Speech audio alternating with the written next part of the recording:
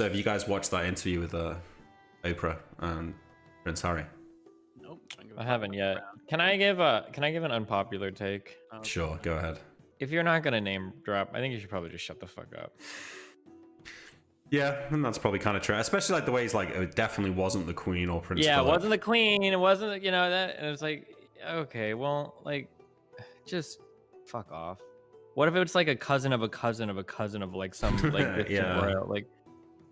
No, I don't know. I reckon it might be Kate Middleton, you know. I don't know why, but I feel Yeah. like she might be like one of those, you know, those girls that are like, you know, sweeter than sweet in public, but then be a bitch behind closed doors. You know, like Regina George in fucking Mean Girls. I reckon Kate Holy Middleton might shit! be like that. Trying to get on Scuffed podcast. on Scuff. True, I'm just- But it, like legit, it could be any of them. I wouldn't be surprised if all of them think like that.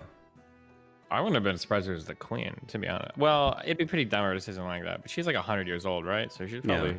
I imagine she's probably pretty racist. Just by being that old, she has to be, right? Yeah, I mean, like Prince Philip, her husband, is like notoriously says racist shit all the time. So I'm pretty surprised that it's not him actually.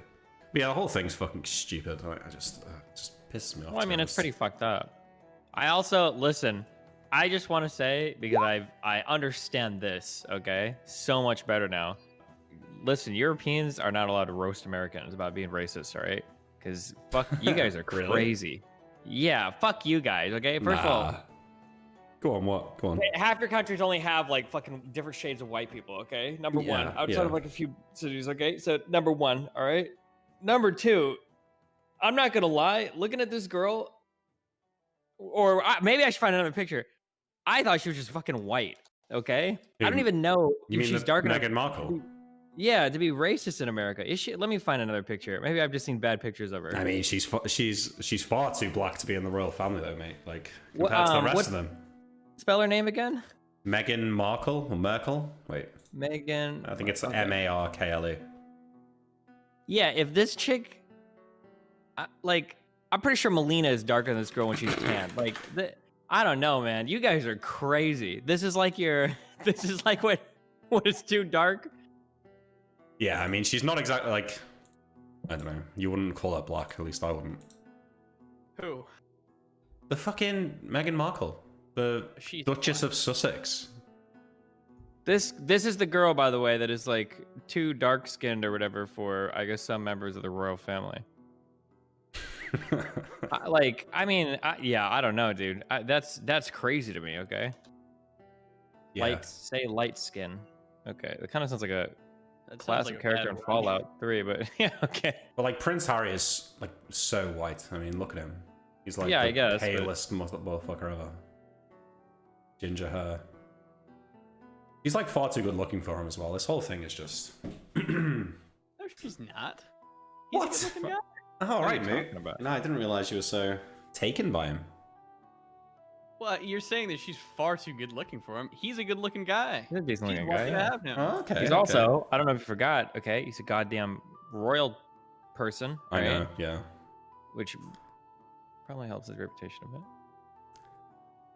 Yeah, definitely Fucking eligible 10. bachelor. You know what? For a dude, he's probably like a 9, 10 too. Sorry. No, really? I'm not gay, but Wait, but if 9 I or 10 was, wait, what? he's like a good looking guy. What's like a 10 dude for you? I don't know. I don't have a well, don't ask all Steven. of He's Game just of gonna Thrones say. guys. He's just okay? gonna say Hassan. who. No. All of them. The guy that plays Robb Stark, the guy that plays Jon Snow, the guy that plays Jaime Lannister. I mean- these are 9s and 10s, okay? Bradley Cooper is a 9 or 10, yes. Robb Stark? No. What do you mean no? I don't think he's. Nah, not I Robb think Stark. he's, like, a I could good-looking give you. guy. I'll give you Jon Snow or. You I'll guys Jaime give Lannister. you. I'll give you Jamie Lannister. Oh my god. Dog shit opinion time. Yeah, Well, you're probably talking to 2 straight dudes, so. probably. Would you consider yourself like super straight, man? No, I would not use the word. I would not use the term super straight now. Oh, but you would consider yourself that way. I would consider myself straight, but I'm not. I'm definitely not. How can you be so sure that you're not super straight, man? Yeah, Do you know man. what super straight is, Nick? No, explain it to me. I don't know. I didn't know there was. Super straight's like a new thing where it's like dudes who won't date trans people or whatever, and they're like considered like super straight. Right. Steve's trying to do some meme on me. So you're saying that you. Okay. Careful. Yeah. Very careful. You might cancel yourself with this one. I'm just asking you a question. Council culture is determined by American values, not Bonger values. So you got to watch what you're saying. Yeah, no, that's true. Yeah. Well, I don't know. I actually quite like the fact that they're kind of internally destroying the royal family. Do you think the royal family will ever be like gone? I don't know. I think if it's gonna happen, it might happen when Elizabeth dies. Mm-hmm. Just because I don't know. I can't remember who I was speaking to, but they were saying that the last time there was real negative opinion about the royal family was when the last king died. So whenever there's like a succession, there's like a build-up of anti-royal sentiment in the country, and it kind of makes sense because I was thinking about Queen Elizabeth is so old. Pretty much everyone in the entire world has lived their entire lives with Queen Elizabeth being the Queen of England. Mm-hmm. So it's like gonna be such a when she's gone, I don't know. I feel like a lot of the legitimacy maybe goes away in people's minds. Yeah. Fingers crossed, anyway. Maybe we can join the United States. This is the 51st I wonder. state. Yeah. Are you guys able to get rid of the family, or do you need to do some crazy constitutional stuff? Yeah, probably. Like, I could be wrong, but doesn't your parliament technically draw its power from the crown? Like Yes. Yeah. So like I think it might require you guys having to formally rewrite some chunk of your. Well, we don't have a constitution like the US, so there won't be a rewriting of any documents. It would just be. Yeah, maybe not a constitution, but at least like some new laws or something would have to be passed or whatever. Right? Yeah, definitely. But I mean, if there was sentiment to get rid of the royals, it could be done, right? It would be passed. I can't imagine. Yeah, but the problem is never like you want to change something. The problem, if there was going to be a problem, it's going to come down to like how in actuality will it be changed, right? What you mean, like how would the bill be written? Yeah, like for instance, like Brexit was popular by 51% or whatever, but when it came to figure out exactly how to do it, there was massive disagreement, right? So I don't know, like the. Yeah, maybe. I feel like Brexit maybe is a little bit more complicated than abolishing the monarchy, just because there's another side to Brexit, right? There's the European Union to negotiate with, so it was never clear what could be achieved. I just don't know how much of your like system or your empire or any of that shit is like contingent upon the royal family. I don't know like how baked in that is to everything. It might just be nothing. Yeah, I don't know. It probably is more complicated than just like passing one law, but I think if there was will to do it, it could be done. It'd be pretty sweet. I wonder what they do with Buckingham Palace. Just open it up to the public. Yes. Make it a Does it museum or matter? something. Like having like the queen, like the royal family, does it like matter in your guys' day to day at all? No. Well, there's the red dudes that'll shoot you if you get too close to them. Well, I'm just curious, like why it matters, like to get them out of there. I don't know. Because it's kind of hard to put into words, but like there's legit like Fran's mum. It genuinely feels like the royals are above her, like better people. Like if you were to meet the queen, you'd be expected to bow and only speak when spoken to, and that's kind of bullshit. Like what gives these people the right to? Hey, you sounded pretty American there. Calm down. Well, I mean, listen, America's got a lot of problems, but I think they might have got this one right.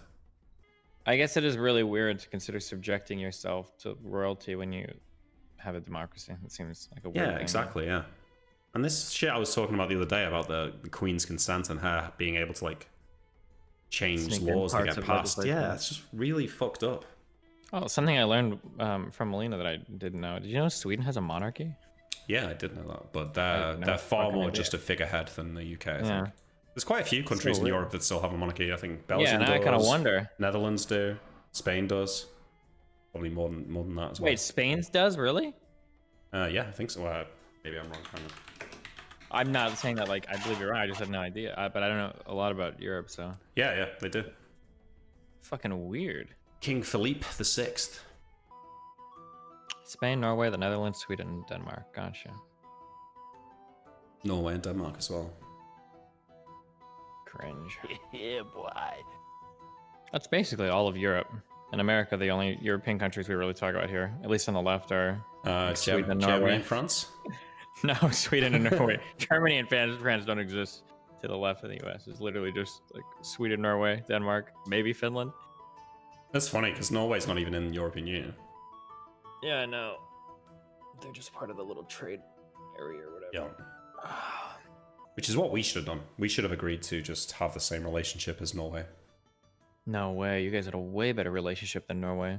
Oh, beforehand. But I mean, once Brexit had been voted for, we should have done that. Oh, well, that'd be kind of weird. You'd basically be you'd just be downgrading. That's an interesting argument. So what you're saying that like since we've already voted to leave, like we might as well just leave completely. Might as well fucking go hard. Yeah, fuck it, dude. I guess so, yeah. I mean, I think a lot of people did make that argument, but from my point of view, it was always kind of like just minimize the damage. What was asked of me? Nothing. They didn't think it was gonna be damaging, right? So you might as well just go as hard as fucking possible, eh? Yeah, I don't know if people actually believe that. I mean, I'm sure some of the mouth breathers did, but I don't know if anyone in power actually believed that it was going to be good for the country as a whole. Like, maybe it would be good for certain businesses. Why did they make the argument? Just for, like, deregulation. Like, you know, just typical free market right-wing bullshit. Like, oh, yeah, the European Union's got too many workers' rights. Like, we need to get out of that. Oh, what's that? They've got a human rights directive in the EU. That sounds terrible. We've got to pull out of that as soon as possible. Gotcha. The Norwegian deal is basically just get all the trade deals and travel benefits, but we don't have to pay when other countries fuck up. You're missing a huge part there. Unless I'm incorrect, I don't believe Norway has any representation in the European Parliament. True. That's a pretty big meme, my dude. They're just in the customs union, so they basically they get tariff-free access to the EU market. The market, yeah. But they also have to accept the 4 freedoms, which includes like the freedom of movement. So they have to allow people from Europe to be able to go and live there and work there. But the real thing with Norway that's interesting is, like you've mentioned, they don't have any representation in the parliament, but it means that they don't have any say in the trade deals that they end up agreeing to. Yeah. Which I guess for a lot of Brexiteers was a problem because, you know, the whole point of Brexit is that we can't be taking rules from the EU. Which is stupid because if you're going to negotiate trade with them, you're going to, in one way or another, take those deals anyway. Yeah, exactly. And except like, now you have no ability to. Whereas before we had a veto and like a seat at the top table. So it's just fucking stupid. Because people always talk about the European army as well. Like there's this fucking myth that, oh, they want to abolish national armies and just have one European army. Like, we could have vetoed that. It literally never could have happened while Britain was still in the EU. Yeah. Now one thing that I found out from a lot of Britbongers too was how few people knew anything about how the European anything works. So I think Norwegian guy in chat, I'm not making fun of you. So he says the EU Parliament is based on population, right? Which means we're fucked anyway. So you have your members of European Parliament, and how many of those you get is based on your population. However, the second body, the more important body of that, which is called the European Commission, that's one person per member state. And I believe everybody in the commission has, like you said, I think it's like veto power. It's like the UN Security Council. Not everyone has a veto on everything, but they do need full agreement for trade deals and regulation, I think. But certain laws and stuff, only a handful have veto. I think it's Germany, England, France, maybe Italy as well. But yeah, definitely the distinction. I mean, nobody in England understood the European Union properly until Brexit. Like even the people who should have been well informed and who were well informed still didn't understand it that well. Obviously everyone understands it, not everyone, but the people who want to be informed understand it a lot more now since we've spent the last 5 years talking about it. Yeah. I'm sorry, I'm thinking of the European Council, not the Commission, right? Maybe they just didn't care, someone said. I mean, I guess people, yeah, they don't care, but they don't understand how much the EU has done for the UK. Because we've been members of it since the 70s, and most people's memories don't go that far back, but England was known as the sick man of Europe before the 70s because our economy was struggling so bad. And funny enough, it was Margaret Thatcher who was like the most conservative leader in decades who spearheaded the like the single trade market thing in Europe. And now it's the Conservative Party pulling us out of it. Careful, don't say the M word here. I think she's like one of the most honest to God, I don't really know much about Margaret Thatcher other than left-leaning people absolutely fucking hate her with a fiery fucking passion. It's not as straightforward as people on the left make out, but if you're from the north of England, she did massively fuck over a lot of towns here. So there's like a couple of things. Basically, there was like a huge union strike in the 70s, and sorry, the 80s around the coal mines. So all the coal miners went on strike, and there was like limited power to the country. Like people were having to work a 3-day week because there wasn't enough power to keep businesses running. So the country was brought down to like a standstill by coal miner strikes, and Margaret Thatcher just refused to give up and wouldn't give in to their demands. And eventually they all caved in. The unions collapsed. She passed a load of laws making it difficult for unions to get things done. And yeah, she basically just crushed the back of the union, so everyone on the left hates her.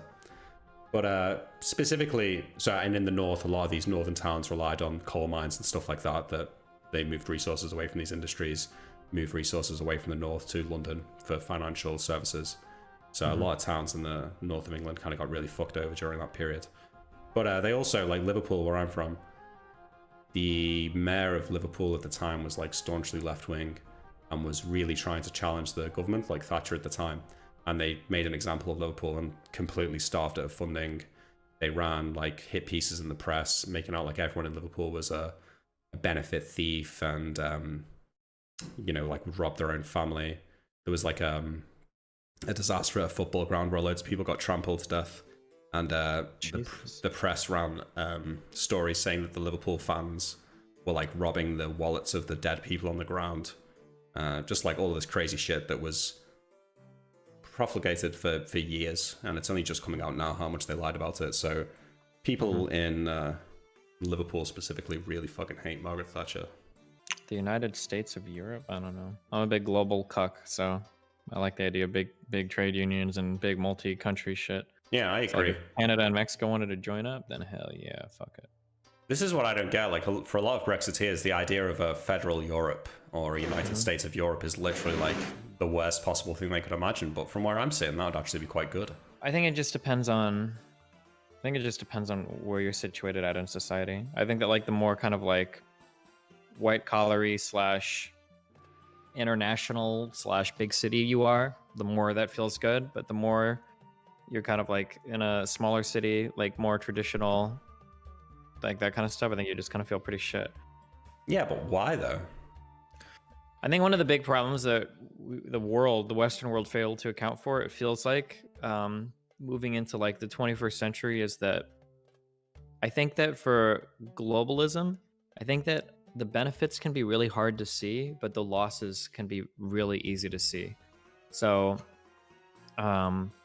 like you might benefit in the form of like, oh, we've got access to cheaper goods, you know, we've got new types of jobs for people that didn't exist anymore, like barriers to trade are down, and like all of this stuff seems good.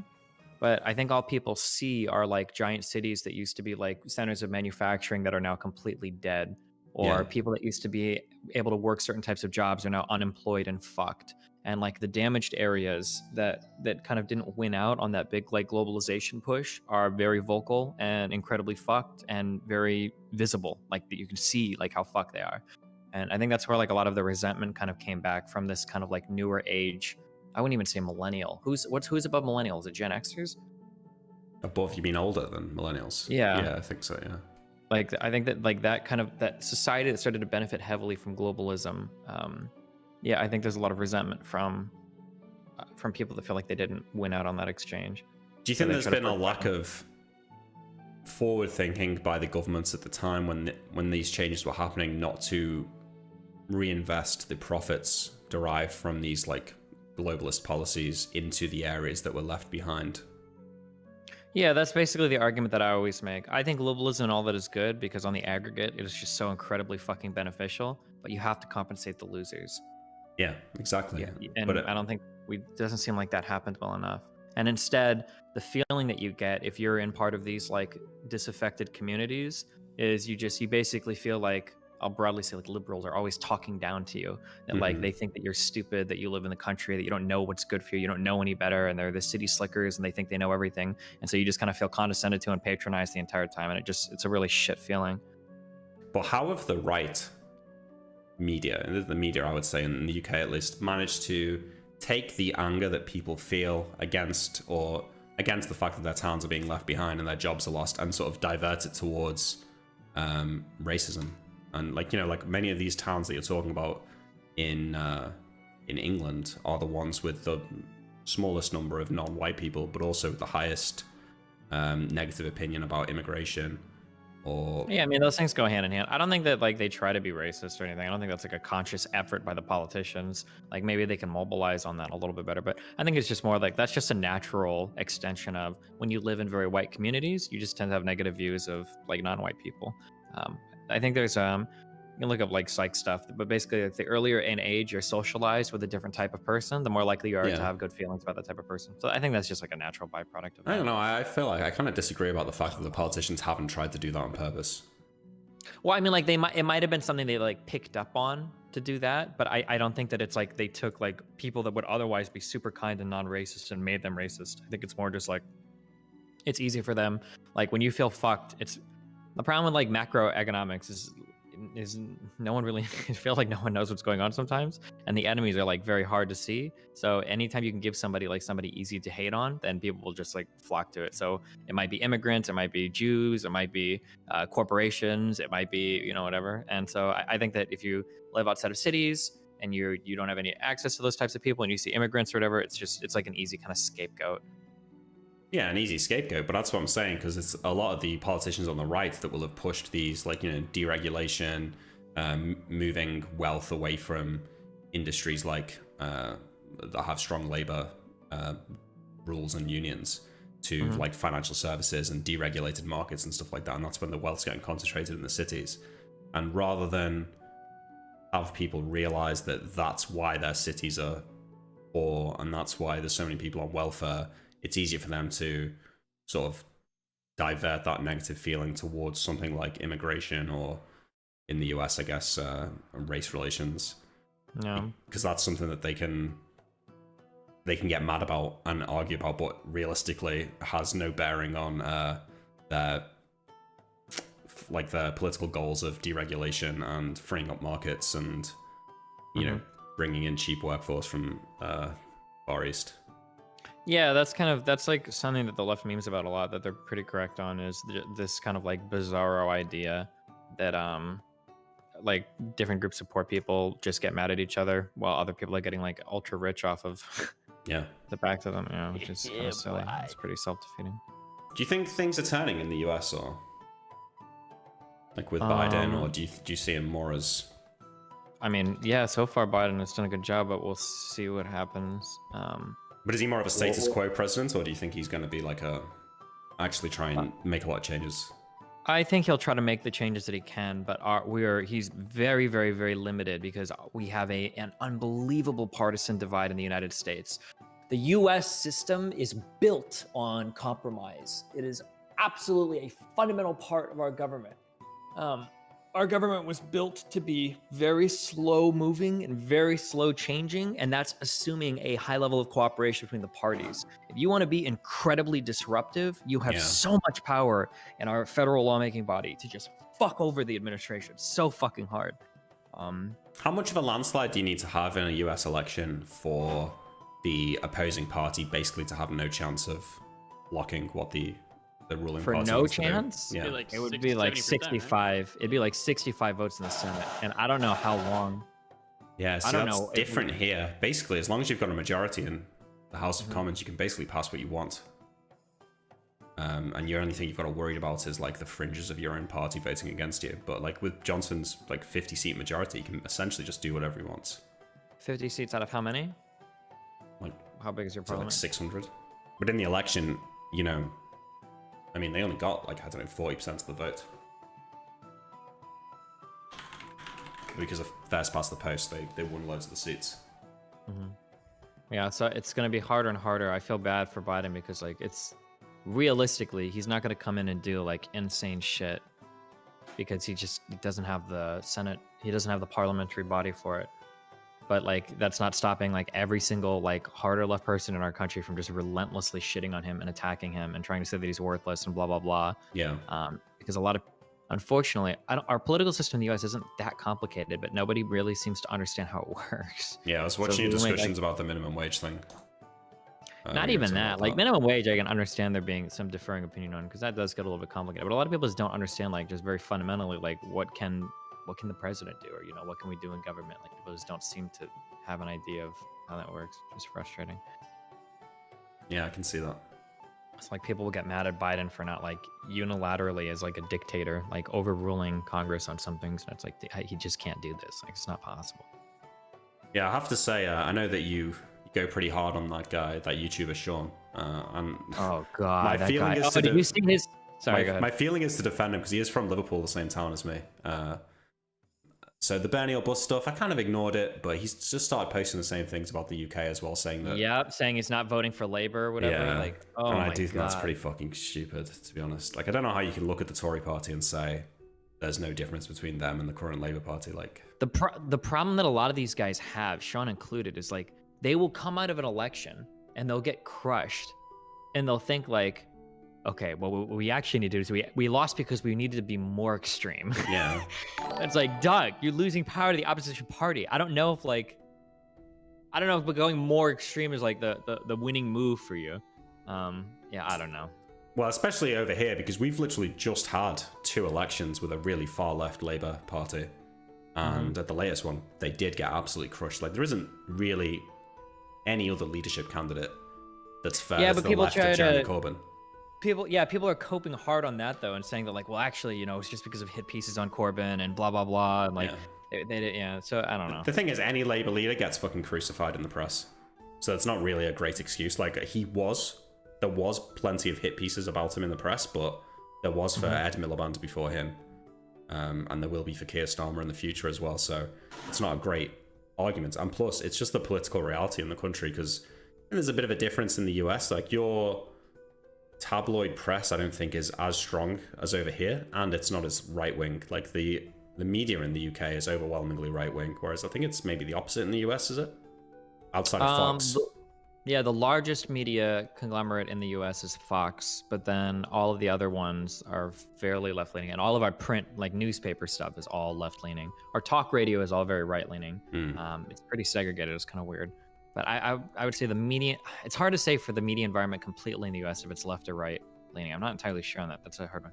But it wouldn't surprise me if it tilts to the left.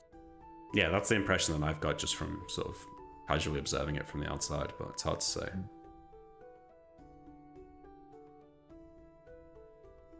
But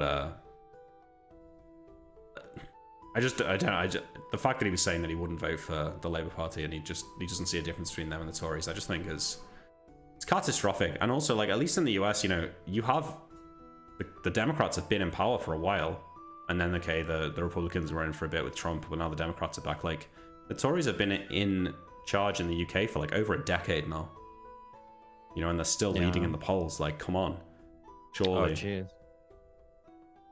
Yeah, it's fucked up. Even after all the Brexit stuff? Even after Brexit and the massive mishandling of COVID, now that the vaccine rollout is going quite well, it seems everyone's just sort of forgot about it. It's just tragic, really. Cameron didn't lose, he just stepped down, right? Well, he lost the referendum, yeah. He just stepped down, though. But the way it works in the UK is he stepped down as leader of the Tories, but the election isn't to make Cameron Prime Minister. The election's to make the Tories the ruling party.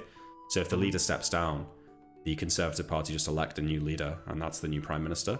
So after Cameron left, a handful of rich old white men, to generalize, in the UK basically elected the new Prime Minister, which was Theresa May. And then she stepped down again, and then the same group of rich old white men elected Boris Johnson as Tory leader, who then did win an election. But how did he... What was the general feeling or sentiment? How did he get away with just leaving after the Brexit stuff without like resolving anything? Did he just... Cameron, I don't know. It's a joke because he said beforehand that he wouldn't leave if he lost the referendum. So it's like just cowardice, really. Like, no amount of they literally didn't have a plan if the vote went the other way. Like, they had a detailed plan about what they would do after the referendum if it was to remain. They had no plan if there was a leave vote. So when he quit on the same day and the new administration took power, they were completely starting from scratch. There was no planning, no forethought into what kind of deal we could achieve. And there was just I think the initial belief was that Brexit wouldn't actually happen, right? I don't think anybody actually... No, yeah, he definitely didn't think it would happen. They just put a referendum out there just as like to appease people, like the minority they thought, but then it happened and they super confused by it. Is that Yeah, well, what happened? There's a party on the right in the UK called UKIP, the UK Independence Party. They'd been going for a long time. You might have heard of this guy, Nigel Farage, was in charge of it. Yeah. And he, at the 2015 election, I think it was, got 12% of the vote. Now, he didn't get many seats, but he did get 12% of the vote, and his popularity was rising. So I think the Tory party was scared that if they kept getting bigger, it would split the right vote and Labour would win. So Cameron had this great idea, because you've got to remember at this point, he'd already won 2 referendums. There'd been a referendum on changing to a proportional voting system, which he won. So we kept the first past the post. Then there was the referendum on Scotland leaving the UK, which he won. So I think he just had a history of thinking that he could win referendums and use them to get rid of problems. So I think he saw, he was like, what I'll do is, I'll promise that if we win the election, I'll have, in fact, what he said is, if we get a majority at the next election, I'll have a referendum on Europe. Now, in the previous election, he'd been in a coalition with the Liberal Democrats, and no one really expected them to win a majority. So I think he thought he could promise this, but then never have to follow through with it. But then he did win a majority, because the UKIP vote collapsed, because everyone who was going to vote UKIP voted for the Tories now. They did get a majority, and he had no choice but to go through with it. And then he lost it, and just thought, well, there's my... yeah, so I'll just leave. See you later, guys. And now, literally, Boris Johnson, who, you know, a few years ago was literally thought of as a joke, is now the Prime Minister. He's made a career out of lying, like... Sorry, I gotta go find my cat real quick. So fucked up. No. Like, the whole anti-Europe thing started. So Johnson worked for, I think it was the Mail on Sunday, a paper, and he lied in a story about, he misquoted his own relative from the past and got fired for it. And then he found a job at the Telegraph, another paper, as their European correspondent. So he just went to live in Brussels, and then literally just made up a load of made-up stories about European regulation. So, like, the classic one is this idea of bendy bananas. Like, he wrote this article about how, oh, in Europe they've got rules on the shapes of bananas, and if bananas don't conform to the right shape, they'll be discarded. This is literally all made up. This is what he did for his whole career. Like, he was a nobody. He was fired in disgrace, and he sort of stumbled into this job where, you know, readers of the Telegraph, because they're all like posh fucking like right-wing English people, they hate Europe. He wrote these made-up stories, and everyone loved it. And that just started. That was in the back of the mind of the nation, and he kept doing it. And he kept doing it, and there was like more and more anti-European sentiment growing, and he was always sort of linked to it. So he's literally he's built this whole Brexit movement on his own lies, and now he finds himself in charge of it, and he just doesn't even understand it. You know, he's been quoted in interviews as literally saying that he hasn't read certain regulations, or he doesn't understand the specifics of how the European voting system works. Like, the guy's a joke. Like, he's not a competent man. Well, a bit like Trump in that regard. One thing that I'm really curious about, when we talked about earlier how that racist sentiment stuff seems to drive people, is I'm really curious how much the politics of the world changed in response to that Syrian refugee crisis. Definitely, yeah. Because I feel like that had a huge impact across a lot of Europe. Oh, 100%. More so probably in mainland Europe than the UK, because we never really committed to taking that many refugees. But I know, like, the Action for Deutschland, the AfD in Germany, gained a lot of power off the back of that. That crazy girl, that party in France, Marie Le Pen chick or whatever.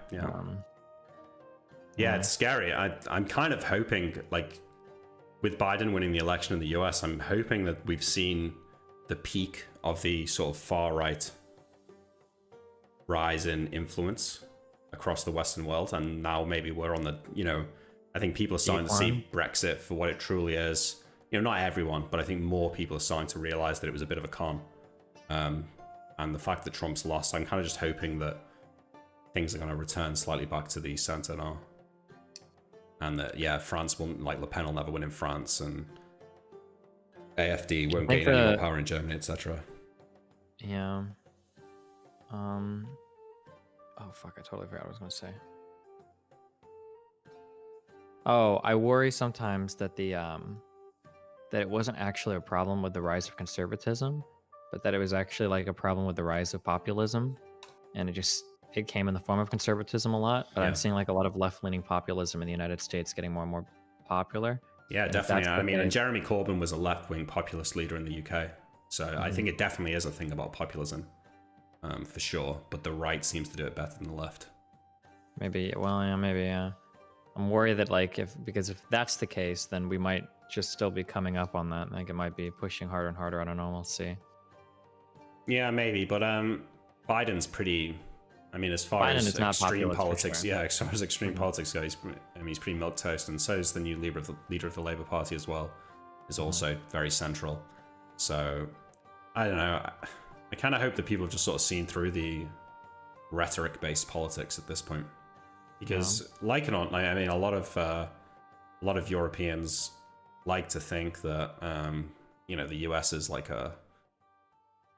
not a joke, but don't take US politics too seriously. But I like it or not, like I think US politics does lead the way in terms of how Western politics moves. So I think if Trump had won re-election, we'd be looking at a very different.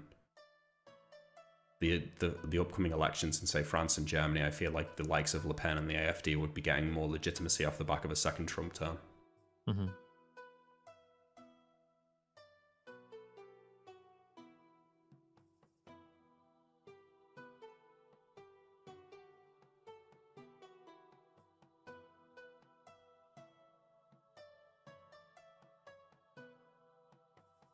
Can I delete the Raid Shadow Legends? Wait, hold on. Probably. Okay, I'm sorry. What did you say? Can I delete the Raid Shadow Legends thing in your chat now? No. Apparently, it's supposed to be there for 30 days. So I don't know when I did it, but No, it hasn't been 30 days. I have to say, I've never really considered playing Raid Shadow Legends before, but YouTube shows it down your throat so often that I've considered downloading it for my phone to see what it's all about. As an official brand ambassador for it, Stephen, could you recommend it? I'd say be careful with that. Okay. Okay. Don't play mobile games; they're all Skinner Buck simulations. Wow. Don't play Big what? mood coming in. Mobile games, did you say? Yeah. There's some good mobile games. Like? Really? Pixel Dungeon Name is a a good single one. Pixel Dungeon. Cringe. No, that's great. It's a roguelike. You'd like it. Tell him he's cringe, man. Cringe. Just do everything he Oh, says. Loop 12. What'd you say? Christ, you're on loop 12. Yeah, I'm just going for one more greed run. That's what we do here. Is this 3 or 4? This is just 3. Someone in chat said 4 was the best one. 4 is really hard though, man. I don't know. For you. Yeah, What? boy. For you. Oh wait, it's gonna let me move off this tile, right? It will. Okay. That'll be fucked up. Damn, when you, I shouldn't be giving you any tips. When you play the rogue, the only thing that matters is when you cross go and you get like your set of items. Every other Oh, your reward, bullshit. everything else sucks. Everything's just so garbage. It's crazy. Are you guys like racing in this game or something to finish it? Yeah, we're supposed to be. Nice. Playing the rogue, I don't know. Whenever you hit home, you have so much shit to do. I like playing it more than the other classes because I don't know. You get all your items, dude. It's sick. There is a lot of reasons to not like the European Union as is. It's definitely not the Uh-oh. far right that is the issue with criticism on it. The European Union is working actively to make it one super state and erode local laws. This is already slowly happening with more laws that go beyond simply working together. Don't like when people just say all criticism unfounded or simply due to some right-wing problem of Destiny. So what you're saying is right-wing. So the reality is that the success of the world or the success of any particular area relies on how well you can integrate with your surrounding bodies. One of the reasons why the United States is so successful is because all of our states are so easily integrated with one another. For like old dipshit people that want to like hold on to their own like, oh, our traditions and blah blah blah, like first of all, you can probably already hold on to most of those. But, like the more that you just sit there like kicking and screaming, wanting everything to be the same and never change and all that shit, like just the worse your country is going to be off for it. I understand that maybe there's some porridge your grandma makes that you like and you think that you're going to like lose the recipe or some shit if you have to agree to some bylaw of the European Union, but all you're doing is you're fucking your country over at the end of the day by doing it. But I mean, it's whatever, dude. I mean, I'd ask him specifically what policies is it the European Union is enacting that he's so scared of. specifically, because I hear a lot about this. Oh, the European Union's trying to federalize Europe into a super state, but I don't really see much evidence of it. Yeah. Boris has to mess up his hair before interviews to catch reporters off guard. Did that make him look bad, or maybe the reporters it works on? I haven't. No I mean, idea. he does do that, but whether it makes him look bad or good or not, I'm not sure.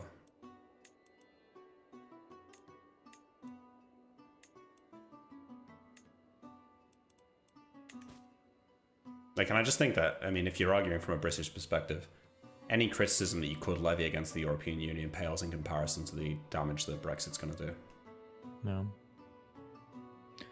The best criticism of the EU is unironically to anti-refugee. Look up illegal pushbacks and them paying the Libyan Navy to put refugees in camps. Sure, okay. Is that an argument that the European Union's bad because it doesn't accept enough refugees? Maybe, yeah. But I don't think, I mean, I don't think that's an argument against the concept. I think as a concept, I think like globally, we should probably always be pushing for more and more integration.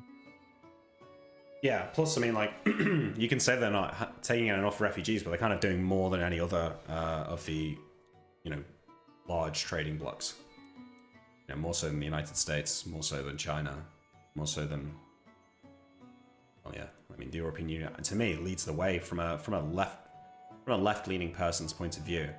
The European Union does a lot more that I agree with than US or China, which are the other two major trading blocs. Mm-hmm. And they're the ones that, when it comes to, you know, it's these three major trading blocs that smaller countries will have to agree to their rules.